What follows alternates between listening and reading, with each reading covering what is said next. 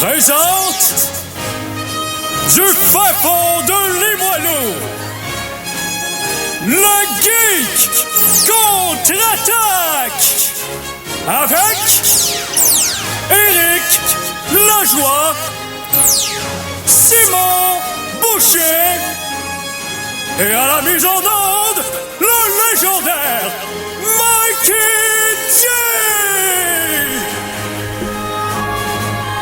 Alors, nous sommes le samedi 1er février 2014. Et qu'est-ce que vous écoutez? Ben là, vous venez d'écouter le thème. Donc, vous écoutez les Geeks contre-attaque! Wow! C'est tout un concept. Donc, Éric Lajoie, dans vos oreilles, pendant 1 heure de temps, mais pas seul. Parce que je serai accompagné de mon co-animateur de toujours, Simon Boucher. Salut, mister. Moi aussi, je suis dans vos oreilles. Puis je m'infiltre lentement jusqu'à votre cerveau grâce à mes longues tentacules. Oui, tentacules, comment je dirais ça? C'est métaphorique. Métaphorique, oui. Ensuite, comme chroniqueur invité cette semaine, notre pyrologue, notre seul et unique, notre metteur en ondes du dimanche, même si on est le samedi. Salut les Jacques. Et dans l'aquarium, nous avons le plus rare des poissons. Oui. Une créature qui n'est pas que de la viande. Non, pas du tout. Donc, Mikey G, Michel Gauthier à la mise en onde. Votre source de protéines. Bon, je retourne à mon café. Bien. C'est parfait. Donc, excellent dimanche, Steampunk. Est-ce que vous êtes promené un petit peu sur la 3e avenue? Non. Il y a des genres de trucs pour enfants, j'en ai absolument aucune idée, mais il y avait des gens avec des costumes, avec des hauts de forme, du laiton, des genres de bicyclettes avec des ailes à la Léonard de Vinci qui étaient activées par des cordes. Quand ça? Présentement, là? Ben là, on n'est pas dimanche, on est samedi. Samedi, oui. Ben, excusez, oui, c'était dit mettre en onde dimanche, tantôt, ça m'a mélangé. Mais présentement, 3e avenue, il y a plein de trucs pour enfants, fait qu'on s'en fout un petit peu, mais il y a un petit peu de steampunk au travers. Donc, c'est oui. pour le carnaval, je pense. Sûrement, dans le fond. si vous avez des renseignements là-dessus, renseignez-nous. Ben Sinon, oui, tout à fait. imaginez bonhomme steampunk. Wow. Il se réunissait plein. Ok, c'est bon, on passe à autre chose. C'est bon, ce qu'on va faire, c'est qu'on va parler un peu des activités qu'il y a eu cette semaine dans le monde des geeks. C'est maintenant l'heure de vous informer. Voici les Geektualités avec Simon Boucher. Hey, Simon, que s'est-il passé cette semaine? Vous connaissez mon amour de la Turquie. Si on le connaissait pas, maintenant on en est au courant. Bon. Et je le partage. Oui, effectivement, moi et Philippe, grâce à une quantité incalculable de délicieux films nazes, nous avons développé une passion pour la Turquie. Et les trampolines. Oui, effectivement, les deux vont très bien ensemble. Ouais, c'est vrai que tu m'avais l'air d'avoir une tête de Turc. Oh! Est-ce qu'elle est bonne? Oui, hein. Bon. Non, c'est correct. Non, je le mérite pas. Non. La semaine dernière, Oui. le premier ministre turc. Le premier ménisque. Et ici, pardonnez-moi la prononciation de son nom parce que, mon Dieu, que je vais me tromper. Recep Tayyip Erdogan avec un tréma quelque part. Oui, lui, là. Bon.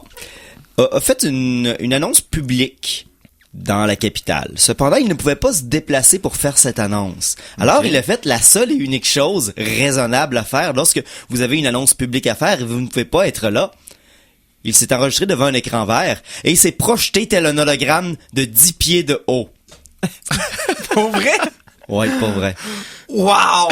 Vous avez vu... Ça, c'est du despote. Oui. Vous avez vu, il y a quelques années, il y avait des spectacles de musique, je pense que c'était Kanye West ou quelque chose qui avait été... Non, c'était...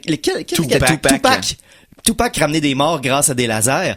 Eh bien, ils ont fait la même chose ici. C'est une technique qui est quand même pas si compliquée. C'est juste dispendieux. Ben, le show de Michael Jackson, du Cirque du Soleil et des Beatles aussi utilisent des hologrammes. Oui. Mais puisqu'ils ne pouvaient pas amener le premier ministre turc, ils l'ont juste projeté en hologramme de 10 pieds de haut. Juste tant qu'à être le chef incontesté de la politique de ton pays, pourquoi pas emmener large? Tu sais, je veux dire, c'est correct. Moi, je trouve ça correct. C'est le début de quelque chose de le fun.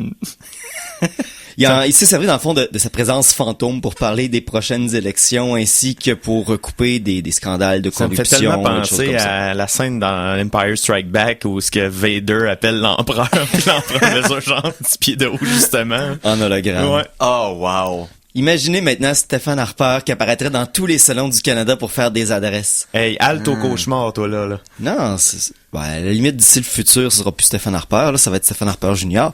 Fait que, préparez-vous. OK. Ben, préparés, nous le sommes. Donc, est-ce qu'il y a d'autres choses? Oui. Oui? Il y a Oui. quelques semaines encore. On revient dans le passé pour revenir au présent. Oh. Je vous avais parlé des Chinois qui avaient décidé d'envoyer un véhicule lunaire. Oui. Ben, il avait réussi. Il avait envoyé un véhicule lunaire. J'avais personnellement écouté sur Internet la télévision d'État chinoise pour voir les nouvelles qui parlaient de ça. Ok. Et je m'étais emmerdé incroyablement parce qu'ils montraient pas d'image. OK. Mais là, il était... Ouais, non, mais c'était la version... Ils ont un poste anglais probablement pour s'ouvrir vers le monde et montrer leur suprématie. Ouais. Cependant, là, il y a eu un problème avec le véhicule. C'est quoi? Il y a une pièce dans le moteur qui réchauffe le véhicule, qui le garde au chaud, qui fait que la température ambiante du véhicule est assez élevée pour qu'il puisse fonctionner, à le briser.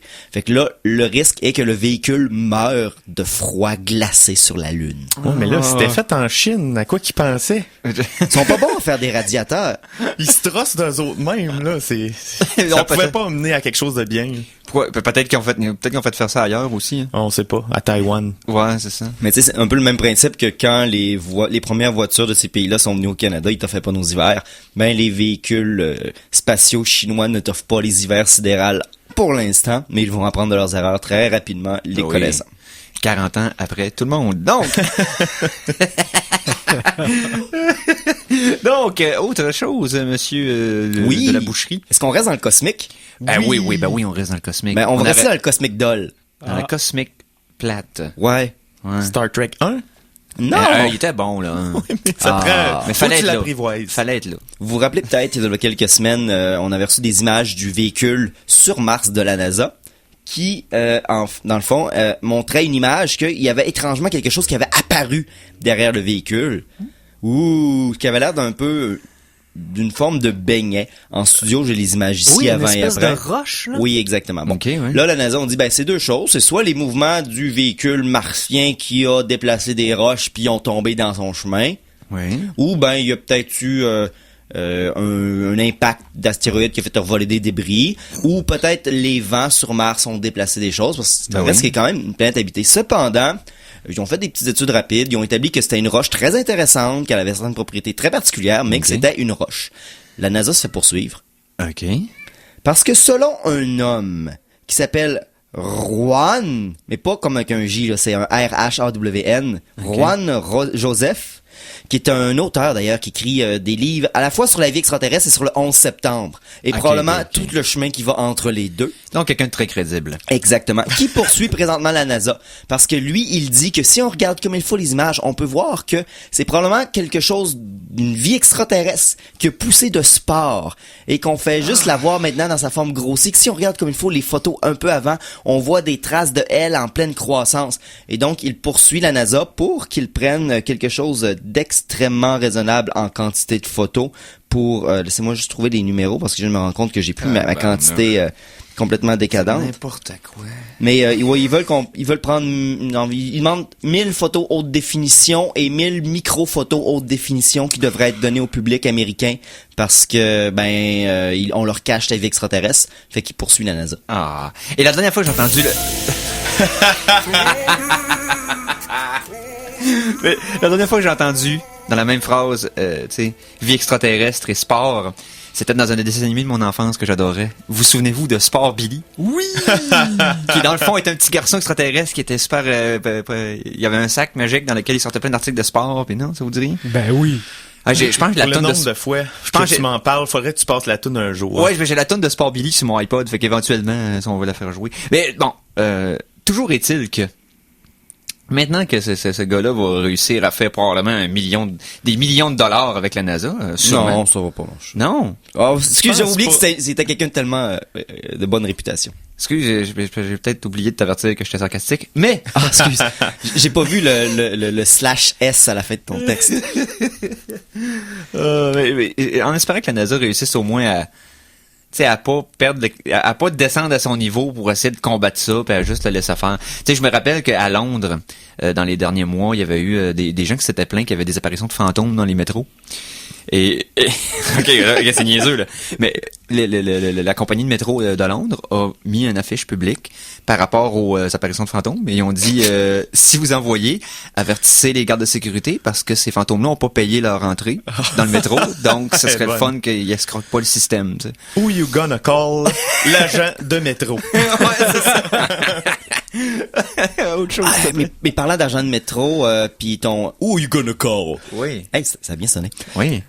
Et officiellement, le premier set, pardonnez-moi l'expression, de Lego des chasseurs de fantômes Ghostbusters va sortir bientôt. Qu'est-ce que ça inclut? Ça inclut la Ecto-One, donc l'ambulance modifiée, les mini-figurines des 4 chasseurs de fantômes, ainsi que de Slimer. Oui. Et je crois qu'il y avait aussi la caserne. Je pense que oui. Ouais, si ma mémoire est bonne, il y avait la caserne, donc un Et tout kit ça de est Lego. un résultat d'un concours qui a eu lieu sur Internet, je crois, qui disait au public, choisissez votre prochain kit de Lego. Mais si tu vas sur les sites de Lego, il y a présentement un programme qui fait que les gens créent des kits de Lego à partir de pièces existantes, puis ils remplacent ce qu'ils peuvent parce que ce qui n'existe pas en pièces par d'autres choses.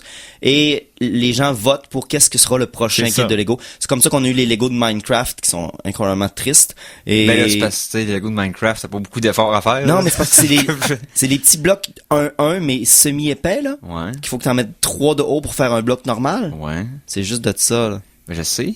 Puis c'est comme, je veux dire, Minecraft, tu sais. Si Mais tu au veux moins, faire ça aurait des été Lego des cubes. Minecraft, Mais- joue à Minecraft. Non. Encore que, tu sais, c'est Mais si ça aurait été photoréaliste des au moins. cubes avec la bonne texture, ça aurait été cool. Mais là, non. Aussi, mais en même temps, je veux dire, c'est de toutes les kits Lego, c'est celui qui est le plus fidèle à l'origine, en tout cas. Là. Non, C'est même sûr. pas. Même pas. Même pas. Même Non. pas. Même pas. C'est Il triste. trouve pas le moyen d'imiter de façon adéquate des Non, blocs non, non, carrés. il est juste triste. Il est juste triste. Ok. Je te montrerai des photos à la pause. Ouais, ok, parfait. Hey Phil, j'ai quelque chose pour toi. Ah, yes. Je sais que t'as un grand esprit de Noël. T'es un grand fervent amateur de cette période de réjouissance et de destruction, mais pas encore. Gloire à toi, grand Krampus. Effectivement, je voulais te parler de Krampus. Pour vrai? C'est pour ça que je t'ai lancé une perche, je savais que t'allais apprendre. C'était qui- fou. C'est qui Krampus? C'est le démon de Noël qui mange des enfants quand ils sont pas sages. Hein? Dans les contrées germaniques. Oui, ben regarde, nous autres, on a Éduquez-moi, éduquez-moi. nous autres, on a un genre de gros obèse qui a du diabète à cause qu'il boit trop de coke. Eux autres, ils ont un démon avec des cornes qui s'en va voler les enfants qui sont pas sages pour les manger. Moi, c'est comme un peu le père fouettard en Europe, sauf que là, c'est ça, c'est la version démoniaque. Ah ouais? Il punit les enfants pas sages. Ah. Est-ce qu'il y a son compte Twitter ou c'est ça la nouvelle ou? Non, non, non. Ah, mais je veux dire, si les parents des enfants ici font semblant d'être le Père Noël la nuit, ils se déguisent, puis mettent des cadeaux autour de l'arbre, en Allemagne, qu'est-ce que les Il y a parents vraiment des font quand les festivals, enfants- il y a vraiment des festivals de Krampus avec des Ok. cosplays incroyables. Faudrait que je te montre ça. Les jokes de cannibales allemands, ils viennent d'où d'après toi? Ils ont des Ouais, chaînes. puis il y a puis plein des de trucs stalkers rouillés. qui enlèvent des enfants la nuit de Noël, Ben puis oui. personne s'en fout. Parce que imagine Non, ils c'est leur un donnent à bébé de boire. lait. Il est plus tendre, plus délicieux. Oh, Ok, où tu excusez- voulais en venir avec Oui. ça? Ouais, c'est ça. là, On s'éloigne. Oui. Oui, vous vous éloignez. Bon, ceux qui connaissent bien sûr le créateur et cinéaste Kevin Smith, qui a annoncé qu'il allait prendre sa retraite après Clerks 3. Oui. Ben, avant de faire Clerks 3, il va faire une série de films sur Krampus. il va dire Krampus comme thème pour faire une série de films. Une série. C'est donc ben hot. Oui. Il y en a un qui va s'appeler Tusk, qui va suivre l'histoire d'un podcasteur lors d'une apocalypse krampusienne.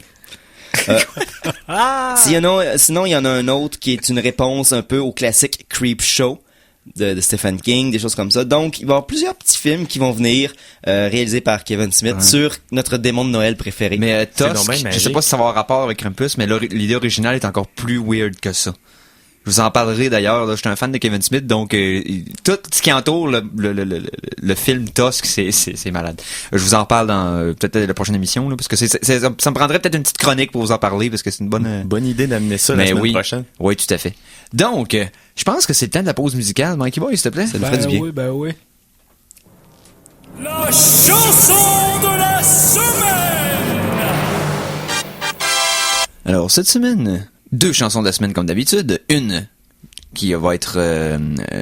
Une maintenant et une plus tard. Oui, non, c'est parce que j'essayais de chercher le terme provider en français, je le trouvais pas. Fournir. Fournir. Donc, je fournis la première, Philippe Jacques va fournir la deuxième. Donc, Et moi, je fais rien. pas côté musical pour l'instant, non. Mais c'est pas grave. Reste dans ta cage, Simon. Ouais. Simon, reste dans ta cage. Alors, aujourd'hui, je remonte à un jeu que j'ai déjà parlé dans le show avant parce que je suis fanatique, donc Mega Man 2. Et pour musicalement, bien sûr, je reviens aussi à un site internet dont j'ai déjà parlé, c'est-à-dire Overclock Remixed. Mikey, s'il te plaît, on va passer un extrait du remix qu'on va entendre. Pas du remix qu'on va entendre, mais de la chanson qui est remixée. On parle de Mega Man 2, Woodman, l'écran de Woodman, l'homme de bois. D'accord. Donc, passe-moi un extrait de ça. Ça va vous rappeler quelque chose.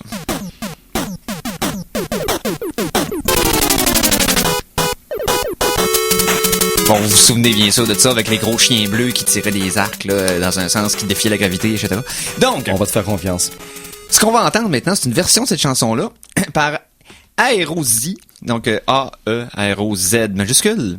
Je sais pas trop comment le prononcer, je l'ai prononcé comme ça. La pièce s'appelle Leaf Storm, c'est pris sur overclockremix.org, c'est gratuit, donc allez vous la chercher si vous l'aimez. Et on vous revient tout de suite après avec d'autres foleries.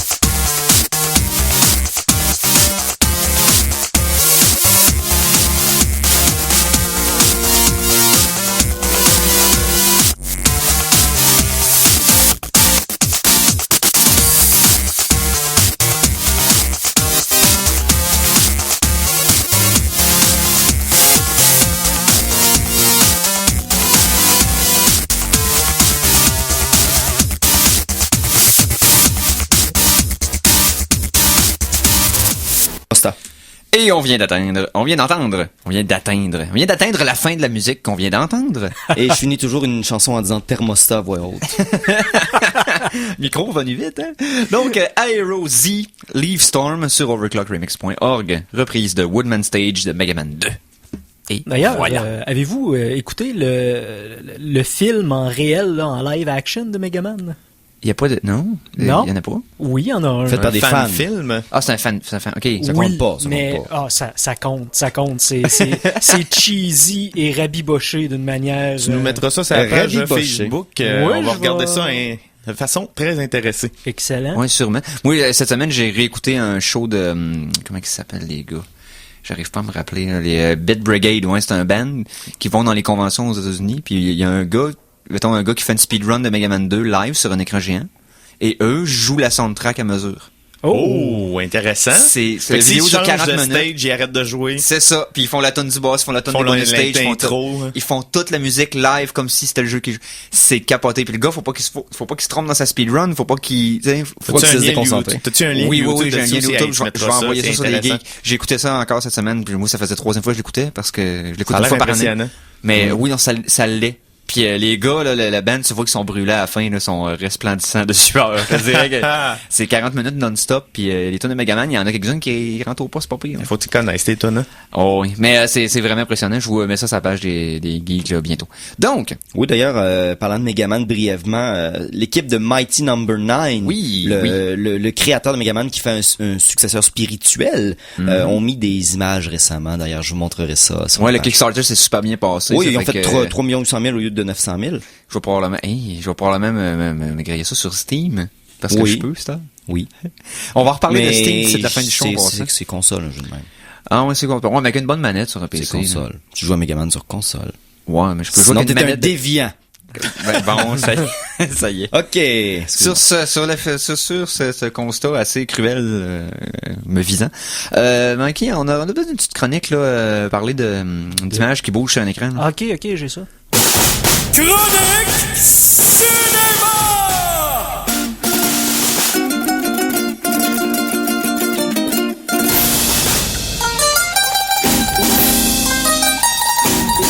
Intro trop long. Elle n'est pas si longue que ça, Ben mais non. 14 secondes. Oh, là. vous êtes désagréable. J'avais hâte de parler. T'es pas patient. Non. Donc, qu'est-ce qui s'est passé dans l'univers des films cette semaine? Ben, il y a eu une annonce. Au sujet d'un casting, d'un film assez attendu. Et le casting en français, c'est quelqu'un qui... Ben, Le choix des acteurs. Bon, tout On va dire ça de simplement. même. Il doit avoir un terme technique. Les auditions. Ouais, c'est Oui. ça. Bref. Qui a été sélectionné pour jouer qui dans quoi? Vous avez vu comment c'est trop long à dire? Non, mais moi je Casting, pose la c'est question. Qui dans quoi? Ah, ok. On avait eu une discussion sur la nomination de Ben Affleck comme étant le prochain Batman dans Batman contre Superman. Ben Affleck. Ouais, c'est ça. Merci, Prof. Trudeau, de ne pas être ici, mais de le faire quand même. Oui, ça. Donc, il y a eu d'autres annonces par rapport à ce film. L'annonce du casting pour Lex Luthor Oui. et pour Alfred. Oh. Et pour Alfred, ça va être l'acteur Jeremy Irons. Vous connaissez beaucoup pour avoir fait des bad guys, dont dans Donjon Dragon, qui était C'est ça, j'allais dire. qui était bizarrement mémorable. Ah, mais ce c'est gars-là surjoue comme un chef. oh oui, Fait mais qu'on va avoir un Alfred surjoué. peut-être. Mais Jeremy Irons est un très bon acteur. Tu sais, faut lui donner. Il a joué dans des navets dans les dernières années, mais il a joué aussi dans des Cronenberg quand il était jeune. Si t'as jamais vu Alter Ego de David Cronenberg, c'est dans les années 80. Je peux pas. Moi, j'étais un Ouais, mais fan c'est de les Oui, années mais ça fait 80, 30 ans de ça, là, c'est il a ça. perdu tout.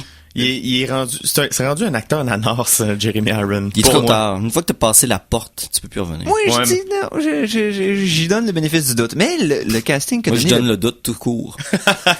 le casting qui a donné le plus qui a fait le plus de remous sur Internet. Oui, d'ailleurs, dans Facebook, maintenant, il y a une petite boîte qui dit quelles sont les choses qui sont le plus parlées, et c'était là-dedans hier soir. Ouais, donc Lex Luthor sera joué par Jesse Eisenberg.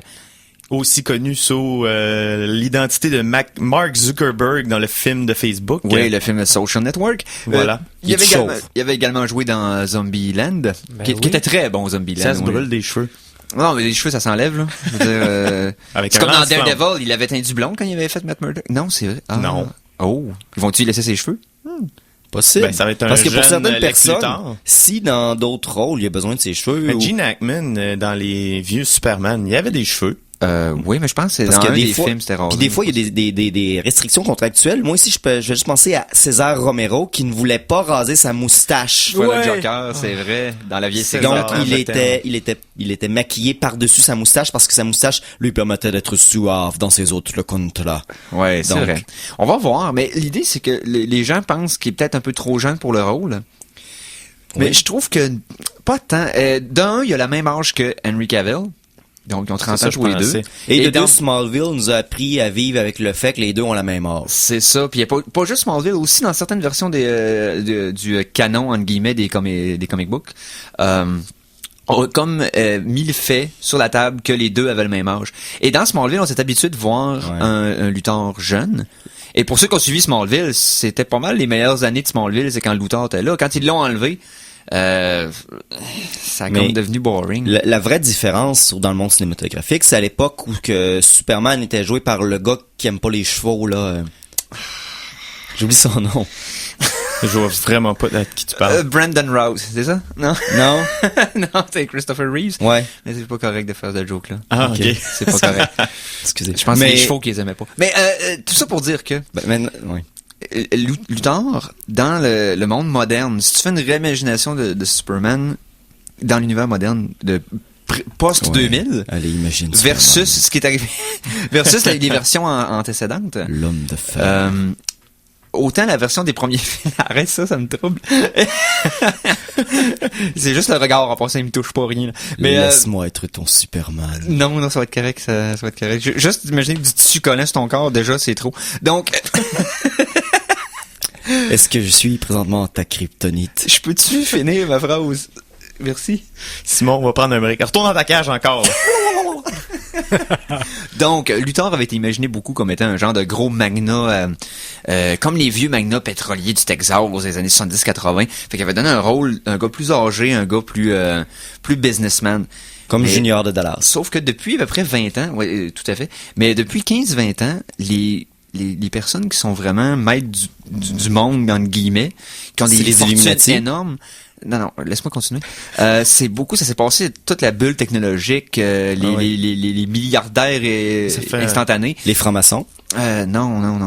Les jeunes. Ben c'est ça. Ben, c'est depuis Mark les années Zuckerberg, 80, Bill Gates, Steve Jobs, exactement. C'est toutes les donc La de gang voir- d'Atari dans le temps. Donc, est-ce que Luthor serait mieux imaginé comme ce genre-là? Quelqu'un de très intelligent qui a réussi par ses inventions à être, Il est dans le fond, devenu le plus riche en faisant une apps de lançage d'œufs sur des morceaux de je friture. sais pas, mais le fait que ce serait peut-être plus un jeune prodige technologique avec des idées, plutôt qu'un vieux, avec des idées, mettons, avec une attitude idéaliste, plutôt que quelqu'un avec des idées préconçues d'un certain âge, qui vit dans l'ancienne version de ce qu'était la Terre.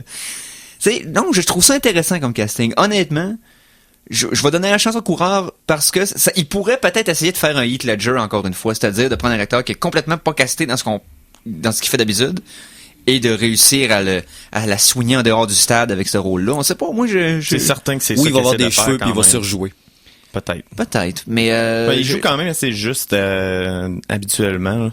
mais bref, on va voir parce que dans le fond, là, tout le film jusqu'à maintenant de Batman contre Superman sont des choix de casting qui demandent de réflexion. T'sais? Moi, j'ai surtout hâte de voir le costume de Batman. Là. Ouais, parce que les rumeurs diraient qu'il y en a 2 dans le film, dont un qui serait bleu et gris.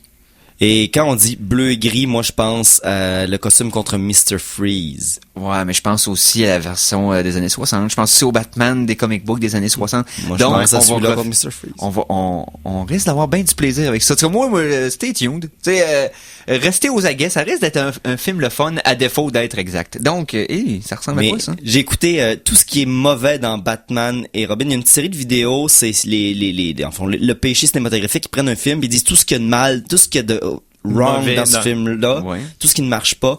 Habituellement, c'est 2, 3, 4 minutes. Batman et Robin, c'est une vidéo de 8 minutes. Le titre, c'était tout ce qui est mauvais dans Batman et Robin, entre parenthèses, tout le film. Ouais, c'est ça. Fait qu'il aurait pu durer 2 heures, dans le fond, le C'est temps ça. du film, ça aurait été correct. D'ailleurs, le Nostalgia Critic a fait un excellent review de ce film-là. Ah. Je le conseille. Le Nostalgia Critique, je le conseille aussi, qui, étrangement, a une ressemblance physique assez marquante avec Philippe Jacques. C'est même pas vrai. Oui, c'est vrai. Mais Oui. partagez-en un sur la page, les gars, puis on regardera ça. Ah, yes. Bon, je pense qu'on va vous quitter pour 2-3 petites minutes pour. Ouais, on a une des petite condos à pause. payer, des choses de même. Ça, puis parlant de Batman, de la vieille série de Batman, ça sort en DVD, hein? Oui, on a pris ça la semaine dernière. Yes. La série complète sur DVD, les 3 saisons. Le J'ai bat très- coffret. Le Est-ce bat est-ce qu'il coffret. va avoir la track en français qu'on écoutait quand on était jeune? Sûrement. J'espère. Sinon, tu peux écouter Prise 2. Ouais, Ça c'est passe vrai. encore. Ouais, mais ça prend le câble. Ouais. Je les enregistrerai. En tout cas, on pensera à ça pendant la pause. On vous revient tout de suite après avec le reste, bien entendu, des Geeks contre-attaque. Oublie-moi avant qu'il ne soit trop tard. On ne m'oublie pas au fond du verre du fond d'un bar. La vie même est trop courte. Mon amour, fais-moi la courte. 89.1 Québec. On n'en a plus rien à foutre.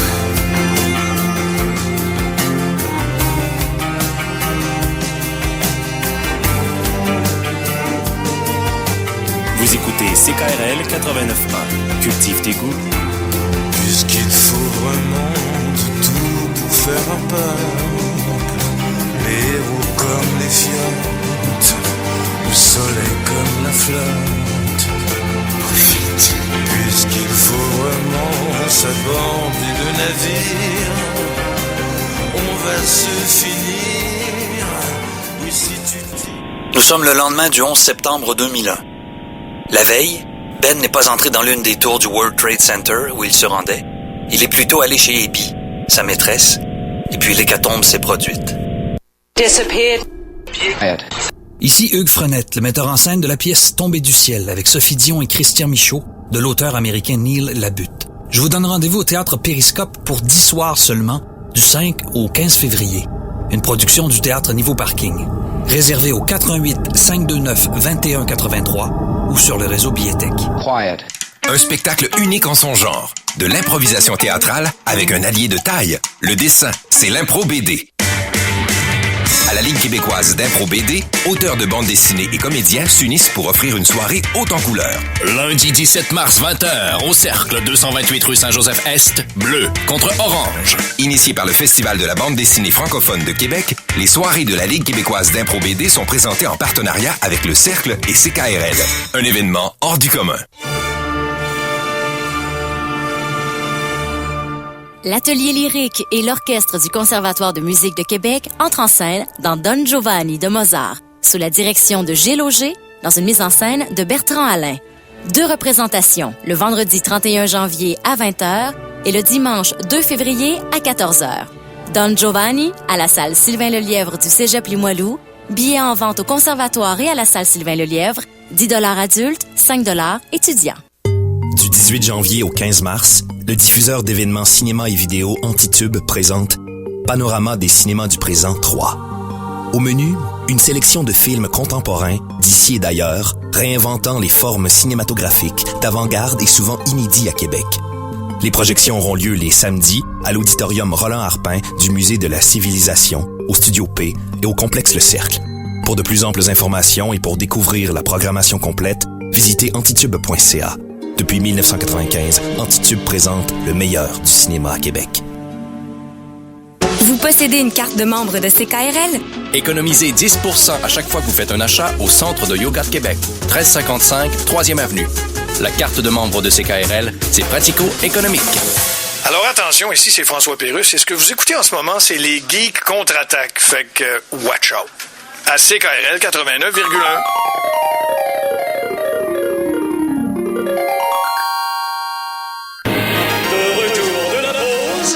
Revoici les Geeks contre-attaque!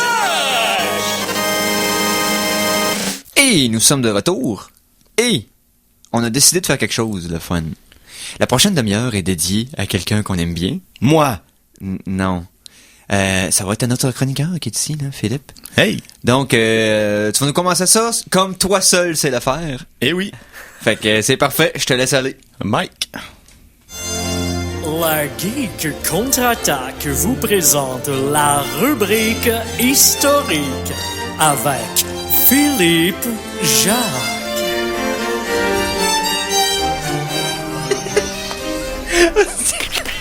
Oh, c'est cool. Oh non. Dans un monde où la compétition mène au succès, où la confrontation mène à la domination, une compagnie tentera de se démarquer des autres. Dans ce match sanglant de mise à mort, il n'y aura qu'un seul vainqueur. Plus cool, plus rapide, plus agressif, ce champion définitif de la marche, ce ne sera pas...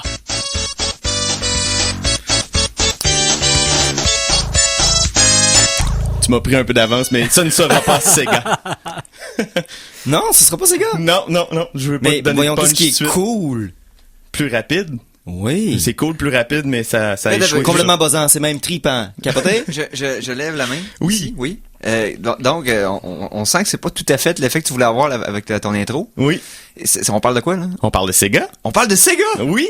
C'est l'histoire de Sega. L'histoire de Sega! Oh, ça, c'est intéressant. Donc, petite question rapide. À quelle année vous pensez que Sega est né? 72. Chez Nintendo avait commencé très tôt parce qu'il faisait des cartes avant. 1860. Ouais, c'est ça, quelque chose de même. Donc, Sega, c'est peut-être beaucoup plus avant que les jeux vidéo. Je dirais 1951. Mike?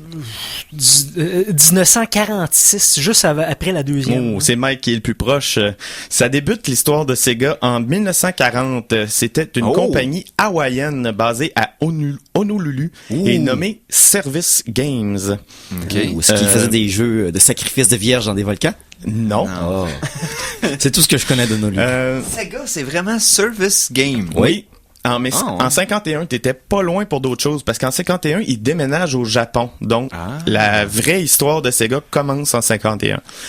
Au début, c'était surtout des produits de jukebox puis des machines à sous pour divertir les troupes américaines qui étaient à l'étranger. Donc, en 65, ils vont merger avec la compagnie qui s'appelle Rosen Enterprise, qui, eux, vont se spécialiser surtout dans les cabines photo-minutes et les arcades. La compagnie va changer de nom.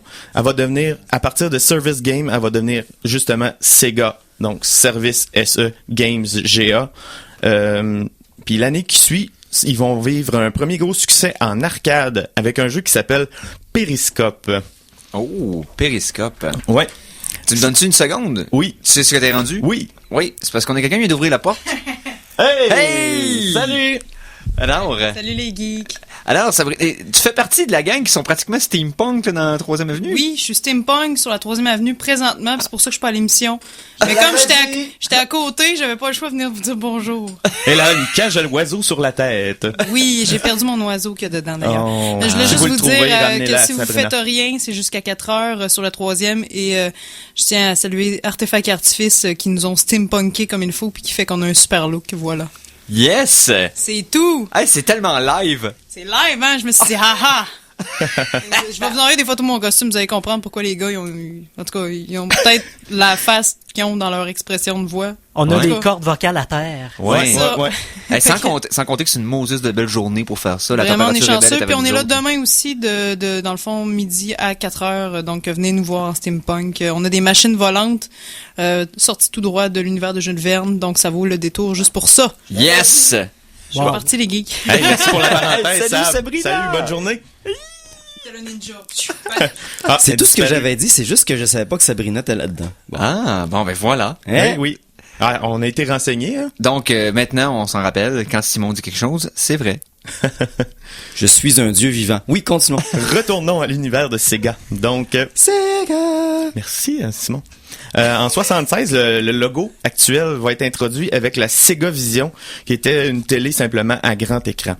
En 82, il va y avoir un premier shooter 3D. Le premier shooter 3D de l'industrie qui s'appelle Subroc 3D. Et j'ai vu des extraits sur YouTube et c'était assez impressionnant. L'année suivante, il va y avoir le Crash qui n'empêchera pas Sega de sortir son SG-1000 qui est un appareil à cartouche un peu semblable à l'Atari, je dirais. Okay. Malheureusement, en même temps que la Famicom de Nintendo. Ah ouais, ça a comme... Donc, le timing était mauvais et la rivalité était née. C'est ça, ça allait pas être la première fois. Hein, ça. Non, c'est ça. C'était la belle époque où les consoles avaient un fini en bois, comme les panels sur le côté d'un station wagon des années 80. Oui, sauf que celle-là était vraiment en plastique, pas très beau. Donc ensuite, en 84, ils vont sortir le Sega Mark II et le 3 en 85. En 86, ils vont modifier le Mark III pour lancer le Master System. Oui. À l'aide de leur première mascotte qui s'appelait Alex Kidd. Oui, avec une manette qui était étrangement similaire à celle de NES. Ouais. Et puis un beau rectangle. le Master System était plus puissant que la NES. Il était plusieurs années plus tard aussi. Oui, mais quand même, malgré sa supériorité technique, ça va échouer aux États-Unis, surtout à cause de la campagne publicitaire ratée qui a été menée par Tonka. Ça a pas très élevé. Tonka les camions? Tonka les camions, donc. Puis il y avait quelque chose de particulier avec le Master System qui n'a pas été fait souvent par la suite, c'est que la console venait avec un jeu, comme ça arrivait souvent, mais le jeu était intégré dans la console. C'était pas une cassette. Ah, le jeu qui venait avec ta... Dedans. Il était dedans. Écoute, puis on s'est pas revu pendant longtemps après ça, là, quand même. Mais... Ben, j'ai vu aujourd'hui, parlant de Sega, si vous me permettez de faire une petite diversion rapide, la Planque dans Saint-Roch ont reçu la machine, c'est comme un Genesis avec 50 jeux intégrés, ainsi qu'un lecteur de cartouches Genesis, des manettes sans fil, mais les ports pour brancher des manettes de Genesis originales. Oh. C'est fou. Je veux ça. Ouais, nice. Tout ça de même, là. On avait fait une entrevue d'ailleurs avec la propriétaire Jessica Lelier pendant la Foire Geek l'an dernier. C'est disponible encore sur notre sur le site YouTube. Donc fait que jetez un coup d'œil, puis c'est une belle boutique en passant. Là, Donc avec en 89, ils vont lancer la Genesis, aussi connue sous le nom de Mega Drive. Ils vont lancer de l'huile sur le feu de la rivalité avec la campagne de publicité très très anti-Nintendo, parce qu'on dit Sega does what Nintendo don't. J'ai traduit ça librement par Sega fait ce que Nintendo non. En 91, Sega va continuer dans la même optique en changeant la mascotte pour une qui reflète un peu plus sa mentalité arcade rapide. Sonic, le petit hérisson bleu, qui est encore la mascotte à ce jour, ce qui va booster leur popularité partout dans le monde. Surtout que ça démontrait aussi les capacités techniques de leur console par le même fait. Effectivement. Parce que le jeu avait... C'est un beau tech démo. C'est ça, parce qu'il y avait une façon de développer de l'image par seconde beaucoup plus rapide et le jeu le montrait bien. Moi, je me rappelle des démos dans les boutiques, c'était impressionnant quand on a vu ça. Chez Sears, il y avait toujours un Genesis, puis quand tes parents allaient magasiner, tu pouvais aller jouer au Genesis chez Sears. Oh mon Dieu que c'était le fun. D'ailleurs, ils n'ont pas attendu longtemps pour capitaliser sur ce succès-là, parce que l'année suivante, c'est l'arrivée de ces tablettes de Sonic 2, qui est le jeu le plus rentable de la compagnie jusqu'à aujourd'hui. Ah oui. Donc, puis au Super NES a essayé de faire essayé de renvoyer la balle en faisant Bobsy, mais ça a pas levé. Non. Mais vu qu'on est on est dans Sonic, donc j'ai une petite surprise pour vous. Ça serait l'heure de la deuxième chanson de la semaine. Oh! Deuxième chanson de la semaine? Déjà? Eh oui. Allons-y, gaiement. On vous prend par surprise. La chanson de la semaine 2! Ouais, vous êtes pas tout seul à être pris par surprise, hein? Mais par chanson de la semaine 2, tu veux dire le chiffre après 1? Oui. Et ça va être en rapport à mon thème, ça s'appelle So Sexy Robotnik du groupe Metal Power Glove sur leur album Metal Combat for the Mortal Man sorti en 2007. Yes, donc c'est une de Sonic 2, c'est ça? C'est un mix, un mashup de Sonic. Ah, ok, parfait. On va écouter ça. Puis on revient So après. Sexy Robotnik. Yes, de Power Glove. Allons-y.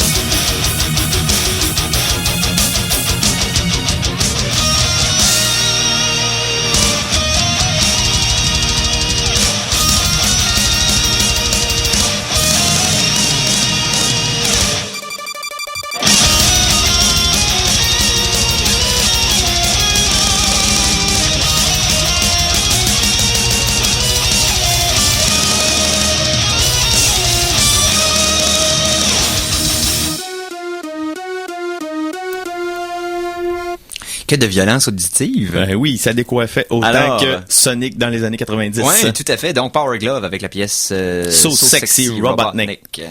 Donc, on était rendu en 91 pour l'histoire de Sega. Oui, alors là, on est à le pic, là. Ouais. Cette année-là, ils vont tenter de déclasser le Game Boy avec la Game Gear. Ah, j'en ai encore un à la maison. Ah, c'est une excellente console, mais c'est une dévoreuse de piles intense. 6 batteries. Et elle coûte très cher. Donc, c'est pour ça que ça a pas levé. Mais je me rappelle, il y avait un adapteur pour pogner la télé dessus. Ouais. Puis moi et un de mes amis, on en avait un. Et puis lui, il y avait l'adapteur. Fait qu'on écoutait la télé dans l'autobus en allant à l'école le matin. C'est fou. Nice. Pourtant, c'est pas qu'ils ont pas essayé là, de vendre la Game Gear. Là. Non, c'est que le Nintendo avait tellement une emprise totale et complète sur la culture de jeux vidéo que même si ça avait de quoi de mieux, c'est difficile. Les fanboys étaient vendus. C'était bon là, pour une Game Boy. Oui. Donc, contrairement à Nintendo, à son approche familiale, Sega va plus embrasser l'ère ultra-violente. On est à l'ère de Doom puis tout ça. Là. Mortal Kombat. Avec les joueurs plus adultes, justement, avec Mortal Kombat. Oui. Là. Par la version Super Nintendo, le sang était censuré. C'est ça, pas la version Sega. Ouais. Puis afin de rivaliser avec l'arrivée de la Super Nintendo, Sega va tenter de prolonger la durée de vie de sa Mega Drive avec le Mega CD en 92, puis le 32X en 94. C'est des add-ons sur la console. Ouais, c'est ça, des ajouts. Pas très... non seulement il n'y a pas eu beaucoup de jeux, mais ça a vraiment pas levé. Hein. Sega CD, il y a eu quelques jeux qui sont en star dans les annales des jeux classiques, mais il y en a pas beaucoup. Le reste que le fait, on parle d'Alone in the Dark, on parle de Lunar dans les RPG, qui avait sorti initialement sur le Sega CD, mais sur le coup, personne ne les a vus passer, puis c'est par après que le monde... Mais c'était insuffisant pour combler les attentes envers la Sony PlayStation et le Sega Saturn qui vont sortir cette année-là. Avec une avance sur la PS1 et la Nintendo 64, le Saturn est entré en force dans les foyers avec le jeu Virtua Fighter. Oui. Malgré tout, les ventes vont être décevantes et le prix élevé vont mener à son abandon après seulement 4 ans de vie sur le marché. Une grosse boîte en plus. Ouais. Oui, elle était le prix était à $399 versus $299 pour la PlayStation 1. 399 à l'époque, là, c'est le prix que j'ai payé ma PlayStation 4. Effectivement. Ironiquement, le jeu Tomb Raider a été développé à l'origine pour la Sega Saturn, mais malheureusement, c'est Sony qui va finir par adopter Lara Croft. En 95, ils vont sortir le Sega Nomad, qui est un Genesis portable, mais qui va souffrir des mêmes lacunes que le Game Gear. Mais c'est dommage, parce que le Nomad, il lisait les cassettes de Genesis. C'est ça, il lisait les cassettes de Genesis, mais lui aussi, c'était un bouffeur incroyable de batterie. Très énergivore. Mais l'idée derrière était très bonne. Ah oui, l'idée est très bonne. J'ai un petit quelque chose, Phil, par rapport à Game Gear. Oui. Dans mon aquarium. Oui. Ah, vas-y donc. Ouais? Vas-y donc. OK.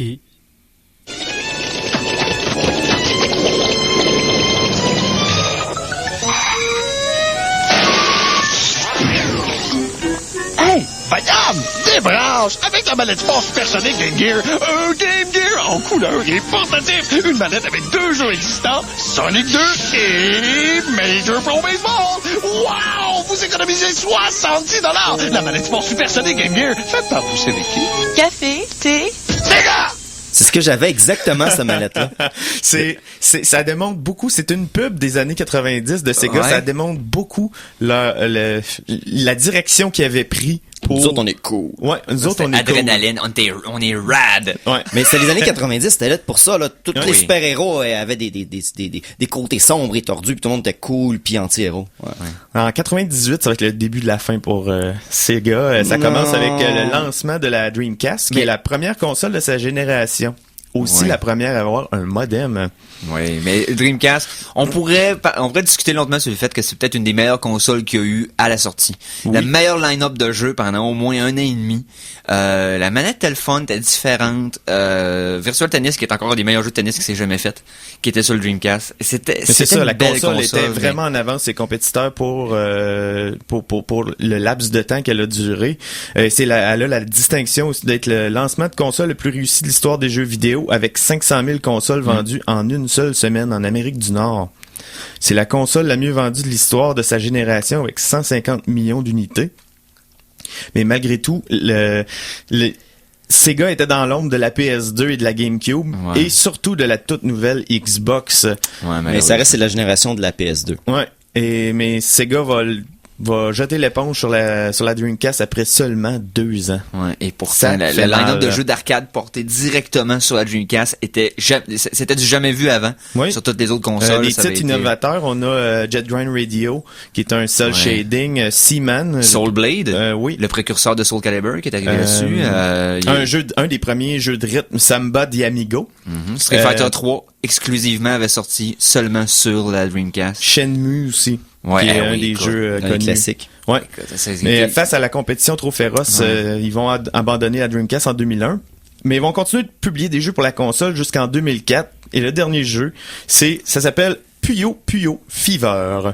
Mais il y a encore des jeux qui sont publiés présentement sur la Dreamcast parce que ce qui arrive avec la Dreamcast, oui, puis aussi elle n'avait pas de protection contre les CD piratés puis ces choses-là, ce qui fait que n'importe qui peut encore produire des CD compatibles pour la console. Ah, intéressant, je savais pas ça. C'est un kit de développement, c'est encore possible. Fait que Sega va décider de sauver les meubles en devenant un développeur de tierce partie. D'abord surtout pour la PS2 et puis pour la Game Boy Advance. Okay. En 2002, Sega fait face à 5 années consécutives de pertes. Ils engagent des pourparlers avec Microsoft, Namco, Bandai et EA, mais toutes vont échouer. Yeah. Avant de mourir, leur ancien président Isao Okawa va leur léguer 695,7 millions de donations privées pour les sortir du gouffre financier. Okay. Ça a remonté tranquillement jusqu'à présentement. Sega continue de développer des titres pour les plateformes Nintendo, mais également pour Microsoft, PlayStation, ainsi que Android et iOS. On peut dire que la compagnie tire désormais bien son épingle du jeu. Mais Sega, sont bien recyclés, parce qu'il aurait pu juste mourir aussi. Ils sont toujours pas capables de faire un bon Sonic. Non, mais ils demandent quand même une référence dans le monde des arcades. Mais ils sont plus capables de faire un bon Sonic. Non, Capcom sont plus capables de faire de Megaman. Puis, regarde, effectivement. Mais, Team Sonic, d'habitude, quand il y a ça sur un jeu, tu te tiens loin. Ouais. Parce que ça va être dans le bargain bin dans la semaine d'après. C'est ça. L'histoire, dans le fond, d'une compagnie de jeux vidéo qui est devenue une compagnie de jeux vidéo. Littéralement. Effectivement. Et, au moins, ils auront réussi à de quelque façon survivre. Puis je suis quand même content de les voir. Oui, tout à fait. Puis je suis content d'encore les voir dans le décor. C'est quand même rassurant de savoir qu'ils sont encore là. Un peu comme Atari qui est encore vivant pendant un certain temps mais qui sont remords par la suite. Là. Ouais. Mais pour ce qui est de... Mais regarde, on parle beaucoup de Nintendo et ses difficultés ces jours-ci. Ça reflète beaucoup ce qui s'est passé avec Sega. Là. Yes. Fait que, on va en reparler d'ailleurs, on fera un topo là-dessus probablement la semaine prochaine sur les déboires de Nintendo là, récents. Là. Il va y avoir de quoi de beau à faire avec ça, je vais travailler là-dessus. On avait pas un concours, nous autres? Ouais, il faut que je vous parle de ça. Qu'est-ce qui se passe? Tout d'abord, merci Monsieur Philippe pour ta chronique historique, bien sûr. Ça fait plaisir. Toujours un plaisir de t'entendre susurrer mon oreille. Arrête de parler sexy. Monsieur Lajoie, veuillez continuer. C'est parfait, je continue. Donc, donc, la semaine dernière, j'avais lancé un concours parce que j'avais une copie pour Steam de Assassin's Creed 4 Black Flag que je voulais offrir gratuitement à nos fans. C'est quoi, personne la veut? C'est que j'avais lancé dans les airs comme ça un concours de me produire n'importe quoi que je trouverais drôle ou que j'aimerais lire, voir, etc. Va te produire une déclaration par rapport sur Facebook, sur le site Facebook des Geeks Contre-Attaque. Et il y a eu qu'une seule participation qui se trouvait à être une création de Monsieur Jacques qui suggérait que finalement j'aimais les chats, ce qui est une fausseté sans nom et un scandale que je ne laissais pas sans punition. Mais fait que tu y reprends son prix. Non, ce que je vais faire. On lui donne juste pas. C'est que je veux pas donner ça à quelqu'un qui a fait quelque chose pour se foutre de ma gueule. Je voulais quelque chose de drôle, tu sais, quelque chose de fun, quelque chose de drôle, pas juste pour les autres, mais pour moi aussi. Je voulais être inclus dans la gang. OK? Vu que c'est mon jeu que je donne. Je rappelle que je fais un don de $60 à quelqu'un comme ça. Et pour me remercier, on se fout de ma gueule. Puis en plus, il me met l'image en pleine face. Merci, Simon.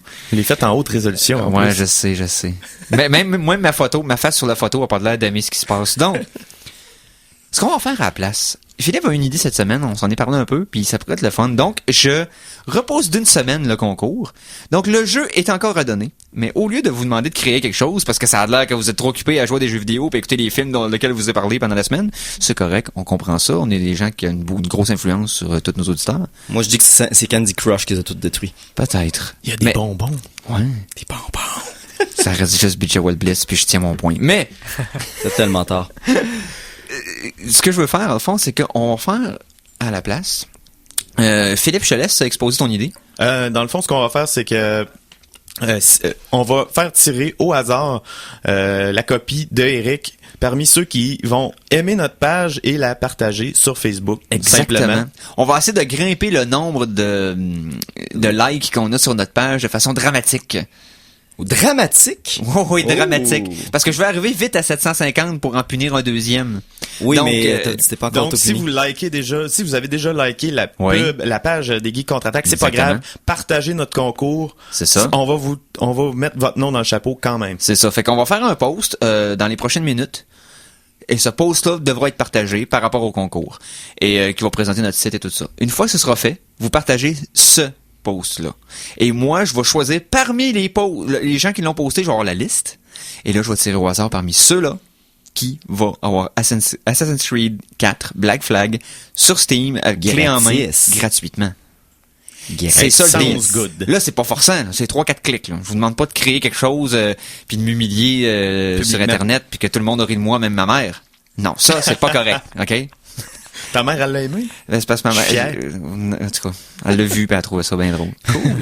En tout cas. Donc, voilà, c'est dit. C'est dit et suivra après nous tout feu tout flamme, alors mettez votre soute en amiante. Oui, c'est ça, et protégez-vous de la chaleur car le feu s'en vient. C'est peut-être pas une chronique dragon, mais c'est une émission dragon. Yes. Donc, hey, merci beaucoup Simon. Je t'écoute pas, je joue à Candy Crush. OK. Merci Philippe. Café, thé, Sega! Merci Mike Michel. Je retourne à la boucherie pour savoir combien je pèse de la livre, combien je vaux de la livre. Je me remercie moi-même parce que personne ne le fait. Et je vous dis à la semaine prochaine. Salut les geeks.